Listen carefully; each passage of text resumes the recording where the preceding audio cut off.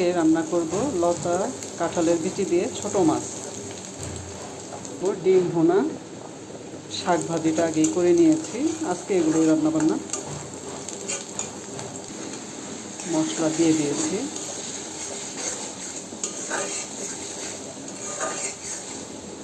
কাঁচামরিচ দিয়ে দিলাম,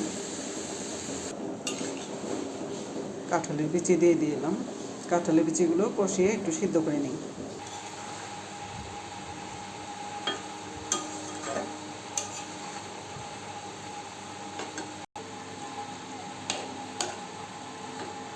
ছোট মাছগুলো দিয়ে দিলাম, কাজলি মাছ, তো পাতলা মাছ এমনিতেই হয়ে যাবে।